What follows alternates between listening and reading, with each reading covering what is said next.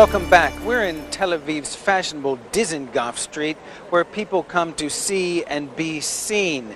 And it seems to be a world away from Iran, where women's fashion has become a battleground since the Islamic Revolution in 1979. That's when religious authorities in the government first required that women wear long, loose coats and cover their hair. In fact, dark colors were made mandatory. Since then, religious police have cracked down on anyone who tries to oppose the official dress code. So the business of fashion in Iran must be extremely low-key. There is no advertising. Customers hear about designer clothing or fashion shows through words of mouth. Female fashion designers are doing their part to beautify women's dress, and others are trying to design Western-style fashions, but they can only be worn behind closed doors. Reza Saya reports from Tehran.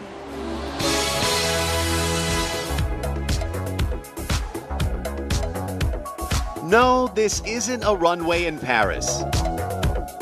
And it's not a catwalk in New York. This is style taking center stage in Tehran, the capital of the Islamic Republic of Iran. In a country where Islamic law requires women to cover up, high fashion is flourishing behind closed doors. That is spectacular. Look at that. If you don't believe it, says Iranian designer Sadaf, check it out yourself. I think the only thing to say is they have to come and see. You can't really say anything else. They have to come and see. Sadaf is one of Iran's growing number of up-and-coming young fashion designers. As a child, she says she wanted to be an astronaut and visit the stars. Now, stardom is coming to her in Iran's fashion scene. It's a great feeling. It's like an artist who paints and puts her work on display in a gallery, and when she comes and sees her painting on a wall and everyone else is looking at it, she enjoys it. I get that same enjoyment. Success for Sadaf came thanks to a blend of natural talent and 8 years beating the odds. Remarkably, she has no professional training. In college, majoring in fashion design was not an option. Sadaf studied theater instead, designing sets and costumes. After college, when there were no more actors to design for, she designed for friends. From the first show I put on, which was very small and private, I knew I loved doing this. Like Dracula.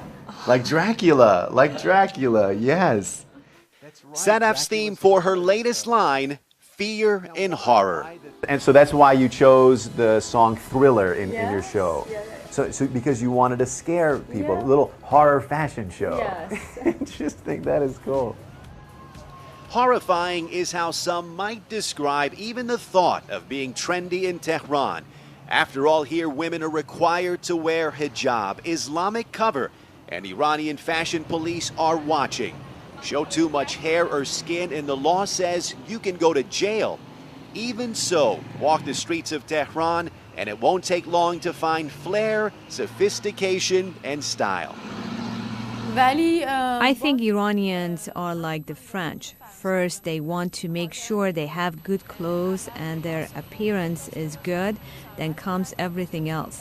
They like to dress fashionably. Sure, they wear chadors, but underneath the chadors, they take care of their appearance. I think we have to make it longer. Longer? Yeah. Like this is the waistline. The challenge for Iran's young designers is to create fashion and style suitable for Iran's strict laws. We decided that we can design things to cover ourselves, but also those things to cover us can be cute and trendy. And how often do people order bright mantos? Making loose-fitting mantos trendy is not easy. Designers Hasti Pourmars and Ghazal Mughawwar do it with color and design. Sadaf adds Iranian flair with antique patchwork. Oh, so you took this material and put it here. Very good. We try our best to design like suitable clothes for women because we cannot wear that fashionable clothes that you see on fashion TV. At least not in public. In Tehran, seductive styles are only worn in private gatherings. Now this is something that'll get attention no matter where it is. When pushing the envelope, Iran's designers have to make sure they don't break the law themselves. We live in a country where we have a set of rules and regulations, and we have to follow those rules. And that's for anyone who's living in this country. And I've always done my work with those rules in mind. Among those rules, no fashion shows open to the public, no men allowed, and no advertising. It's enough to make designers in Iran feel like artists without a gallery. Nobody knows them. How are they supposed to know them? How are they supposed to know that I work here and Mrs. X is doing work on the other side of Tehran and her work is really good? Finding professional models is a challenge too.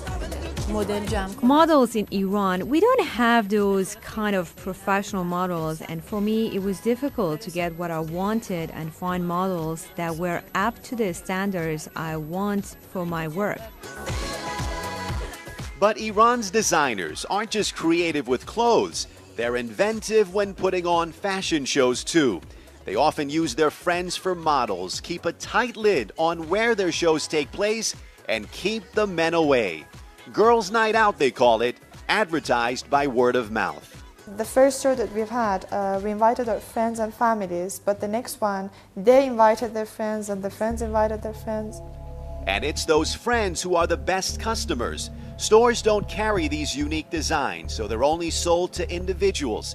Despite the odds and obstacles, Iran's designers are steadily making strides. Nothing is impossible. Yes, nothing.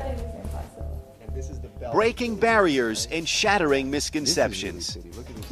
These stories need to be on the news. They have to be broadcast so people can get to know Iran. Putting Iran on the fashion map. For Inside the Middle East, Reza Sayah, CNN, Tehran. Racing for peace and forging an unlikely friendship. That's right out of the break. Stay with us.